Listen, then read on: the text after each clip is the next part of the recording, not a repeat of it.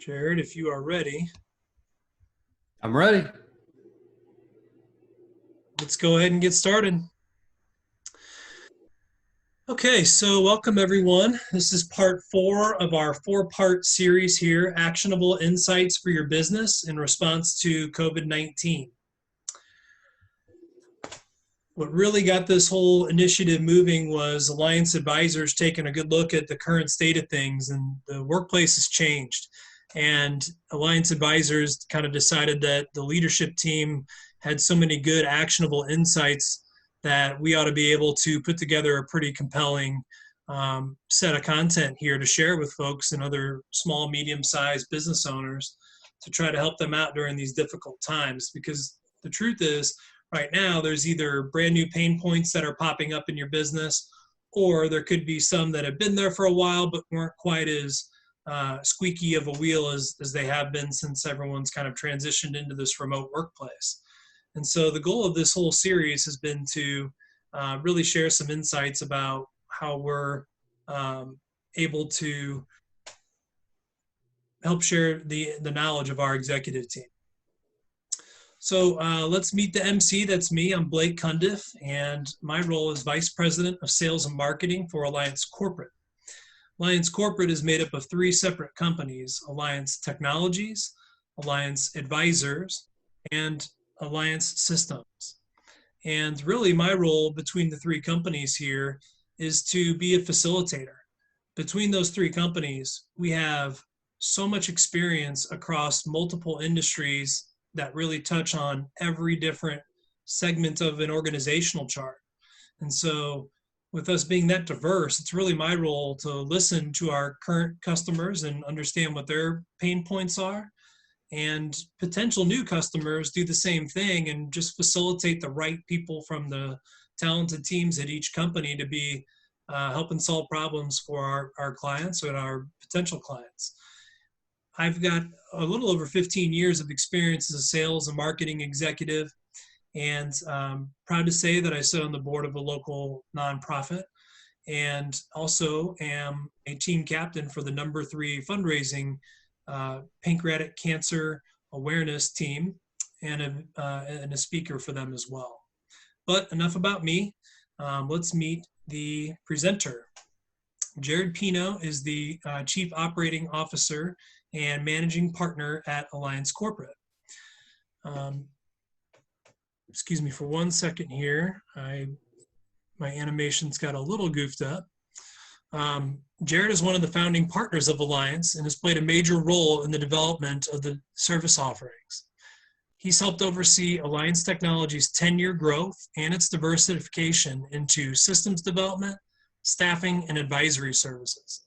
Jared's goal today is to provide some practical information for businesses that may have been caught scrambling to fulfill their needs for their new work-from-home workforce. So without further ado, I am going to pass it back over to Jared. Blake, thank you. I want to first say I appreciate everyone taking the time out of their day to spend with me so we can cover some important and practical topics for your business. So this will be a short session, easily understood, with some actionable items that you can apply right away. Let's take a quick look at what we're going to cover: IT remote work policies, remote work security, business continuity, and my final takeaways. Blake will then help me cover any questions that you guys have during the discussion. So first, I want to say, allow me a moment to start by recognizing really what a shift in routine and mindset this has been for a lot of people. I have been entertained by the internet posts showing some serious meetings going on and it being interrupted by the family circus in the background. My kids are downstairs, so they won't be interrupting. I've actually found this aspect of work from home quite refreshing, though, simply because I think it humanizes the people on the other end of the call. With all the serious problems that we may be facing, I think the video conference calls have connected us in a unique way. However, I will definitely be glad to getting back to business as usual. Now, with that being said, let's discuss the first agenda item, IT remote work policies. I'd like to say right out of the gate, I am not an attorney, and you should seek out a reputable small business attorney for any policy that you create.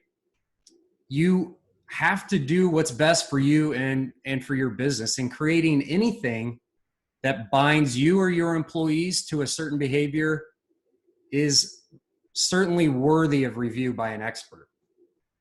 So with that disclaimer out of the way, let's take a look at a few of the small business IT policies I find are most impactful for protecting yourself and your employees. To get started, we need to ensure that when you're considering and implementing an IT policy for your business, that you do so with at least these things in mind: value alignment, regulatory requirements, and security. If your business is a financial services business, you'll absolutely need to address, SEC regulations.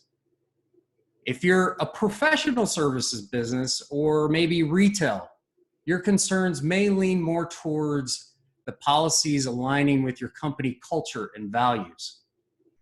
I believe there are 3 must-have policies for every organization.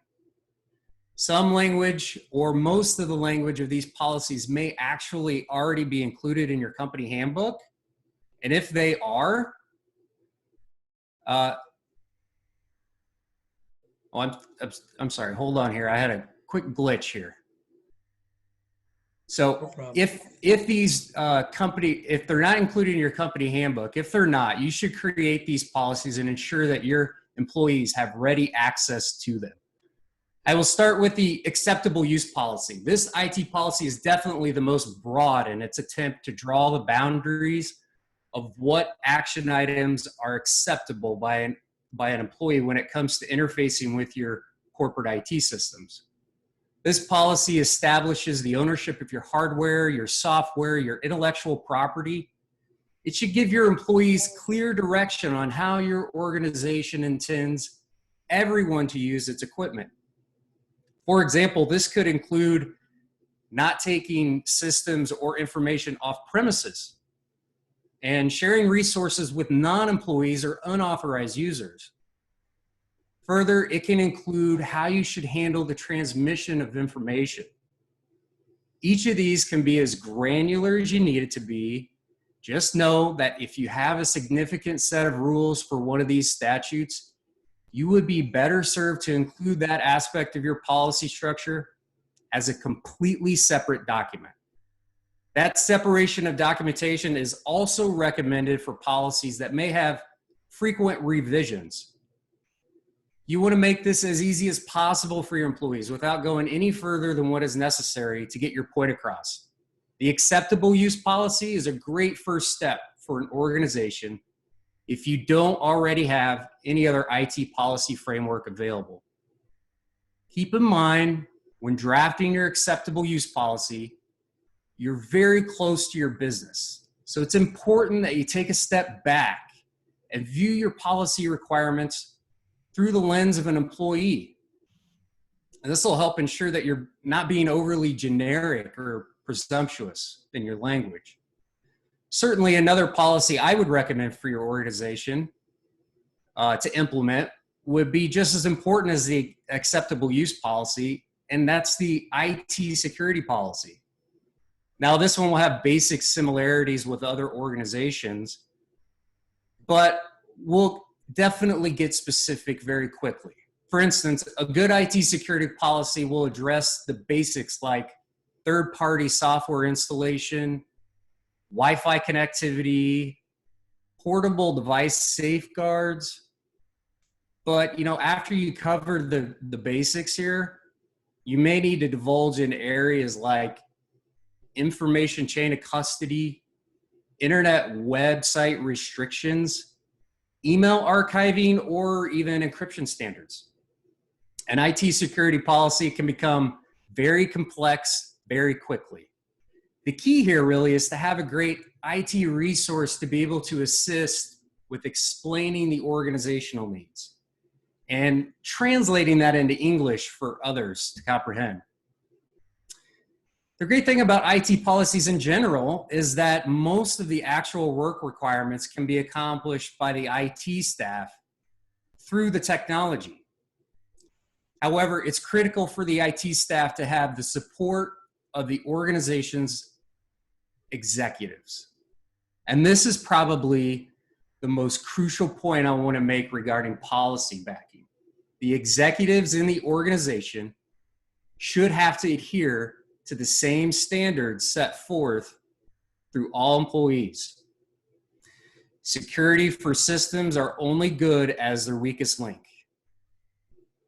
Now, finally, your organization will have its own set of IT policies that will govern specific regulations or requirements that may only be applicable to your industry. The most obvious example of this is the healthcare industry. They have a strict HIPAA regulations that require company-wide adoption. Statutes like these should be written separately and provided as part of the overall security package.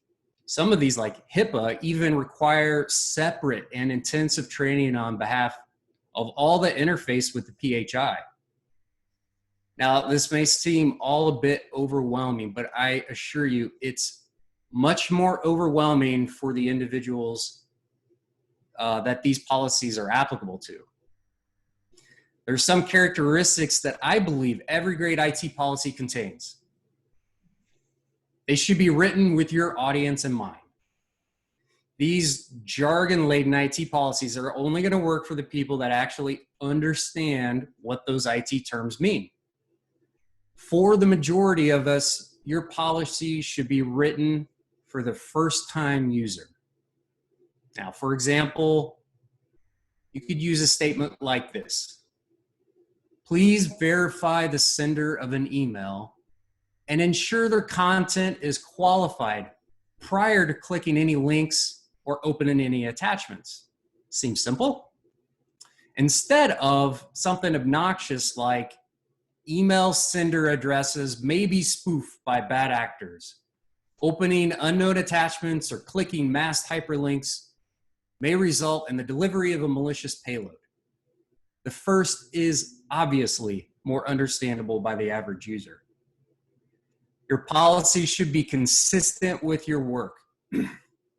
If your business has sensitive information and subject to regulation, then all of your policies should reflect a security-minded culture. Bring your own device may not be suitable in that scenario. In addition to that, your policy should actually solve. I like to work backwards when writing a policy.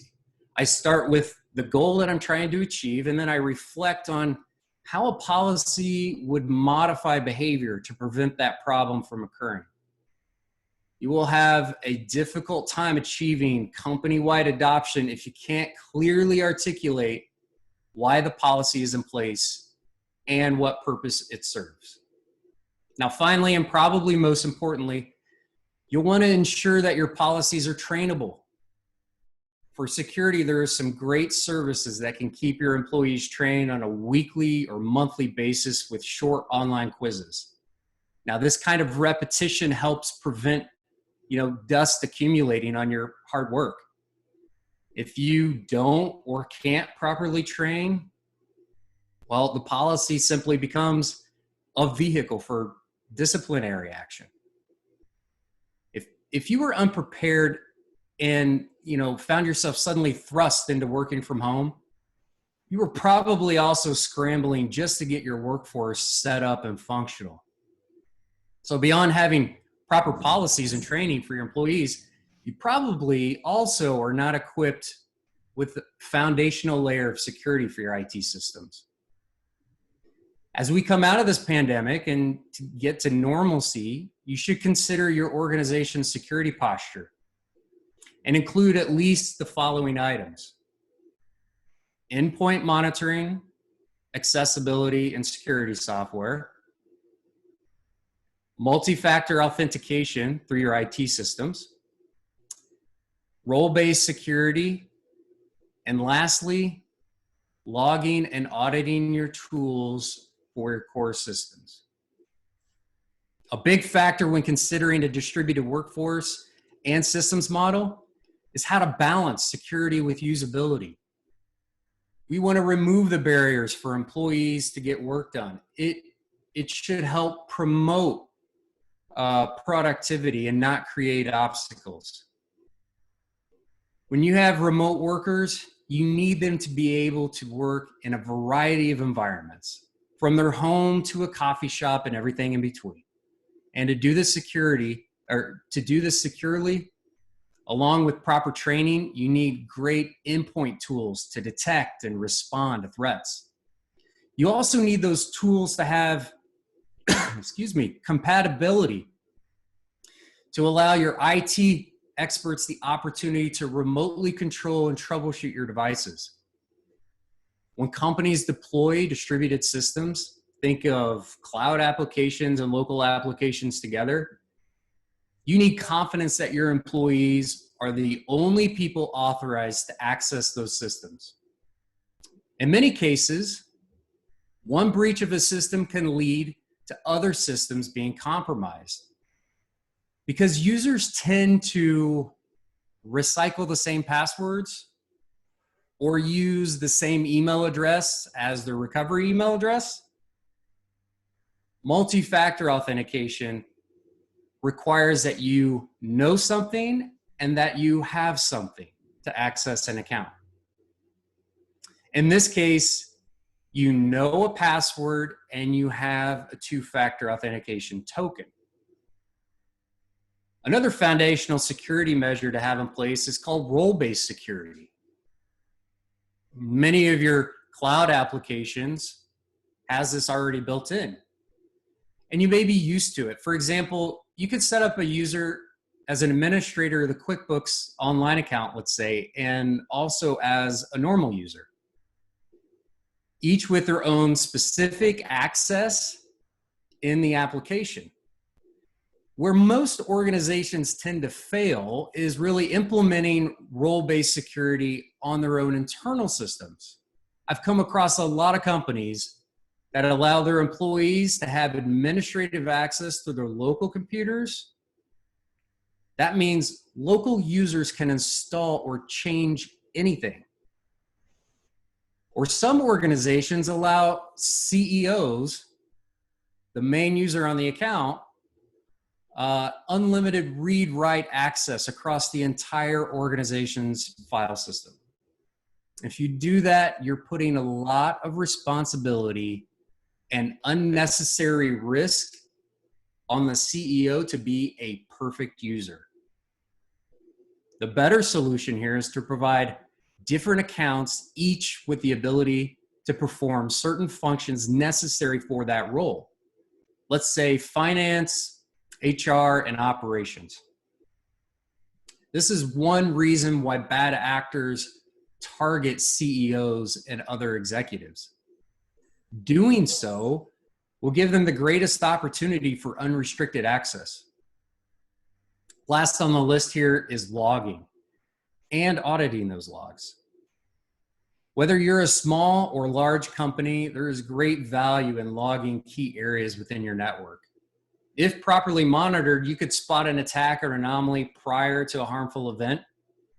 Logs can also tell a story of your potential vulnerabilities or be used to trace back the activity that led to a breach. Logging is a very cheap way to provide valuable security insight for your organization.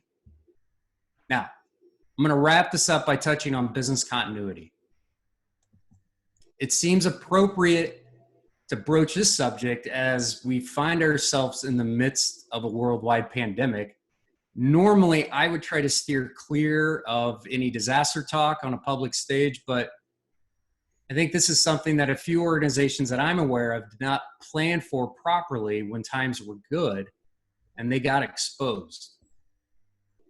I can think of an immediate example of a local regional bank in the area that did not allow work from home. They didn't have the computers, remote software, policies, training, et cetera, et cetera. The list goes on. I ran into an employee of the bank, and she mentioned that her IT department just received a shipment of 130 laptops And they were going to work around the clock to get these PCs deployed to the office staff. Ladies and gentlemen, can you imagine the stress put on those employees and the corners that were probably cut just to get the employees working remotely? This is definitely a case where poor planning and a lack of vision caused an already bad situation to become almost intolerable. I never did follow up with that bank employee, but I can only imagine the chaos that ensued after that deployment. For everyone on this call, please do not allow this to happen to you. Identify the proper stakeholders in your company and create a basic plan to start. Make it in the style of a playbook so everyone knows their role and they can easily follow the steps. Your goal here is to prepare for most eventualities by combining similar principles of each disaster together and then solving for them. A fire, a flood, and a tornado look very similar when planning for continuity. In each case, you're likely left without an office to work from. I guess the same could be said for a pandemic. As you plan, you're going to try to recover to a certain percentage of your normal operating capacity. For some companies, it may be feasible to quickly recover at 100%, but that is very unlikely for everyone.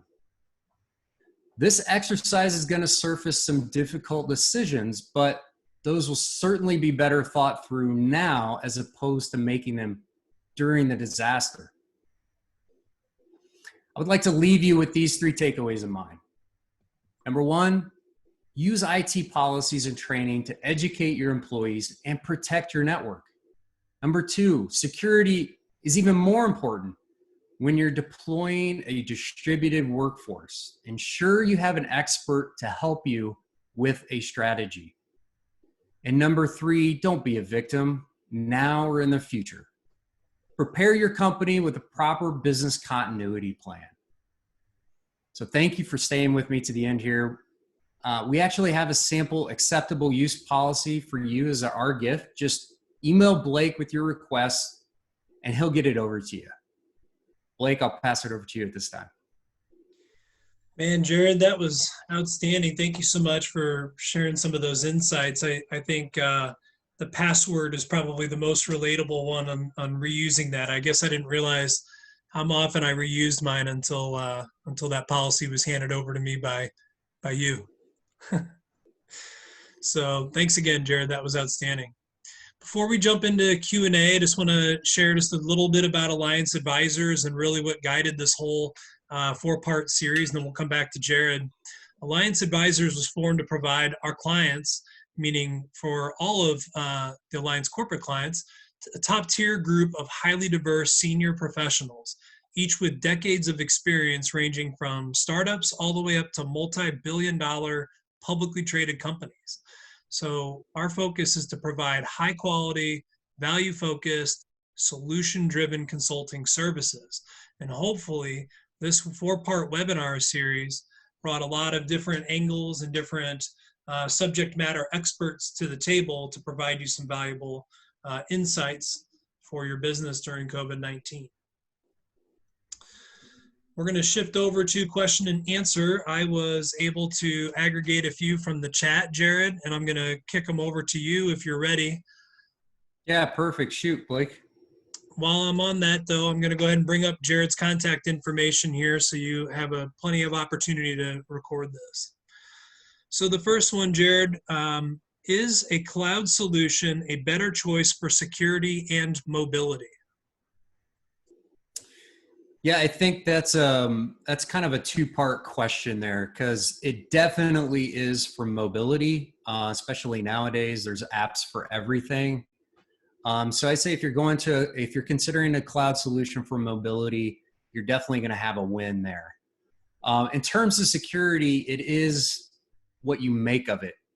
You still have to apply those fundamental security policies, not only to your in-house systems, but also to the cloud systems. A lot of companies deploy distributed models. They have what's called a hybrid cloud solution. in which case your security really needs to be thought through and span both on-premise and cloud solutions together. Good answer. This is a great question. I think it actually came up more than once here. I have heard the term disaster recovery used a lot. What is the difference between that and your slide about business continuity? Yeah, that is a great question. So DR is typically talked about more in the form of IT disaster recovery. So when your IT provider or your in-house IT person comes to you and says, we need a great DR plan, they're really kind of narrowly focused on their department, their business unit. Whereas business continuity is really taking into account the entire business and all of its operations. So a lot of times IT will be a central point in that plan. But when you're talking about planning for business continuity, you really want to take a soup to nuts approach and really take a look at what stage am I comfortable with if I were to have a disaster to be up and operational. And IT is going to play really a big role, but certainly, you need to have all of your business units together for that conversation. Right. Very good. And the third one here, I have a small company with only a few employees. Do I still need a written policy?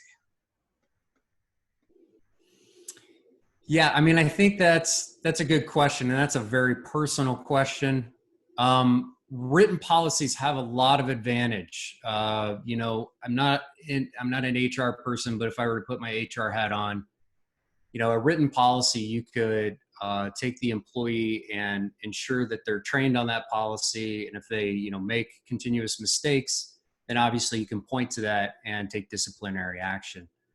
But a written policy also allows the employee to go back to that and really understand what you're trying to accomplish. Remember, it's all about what type of problem you're trying to solve. So that written policy should really be the guide to solving that problem. And I think if it's written, it lowers the barrier of entry for the employees to not have to go back to, the busy CEO or the busy HR person and ask for clarity. They can really just go back to the document and reread it. Oh, I need to do X, Y, and Z when I take my laptop, let's say, out to Starbucks. And these are really best practices. So I would definitely err on the side of having a written policy. Very good. That's it for the Q&A here, Jared. So I know you and I talked ahead of time, and so had the other presenters as well. If you have any other questions that you were too shy to ask, or you think of at a later time, don't be shy about reaching out to myself or to Jared. Happy to schedule some time with you to talk further about any questions or feedback that you have on what you learned here today. Looking at the attendees here today, there's a lot of familiar faces, Jared, and we had great attendance throughout the entire 4 weeks that we put this on. So I want to thank all the attendees for giving us time out of their afternoons to learn about some of these insights here.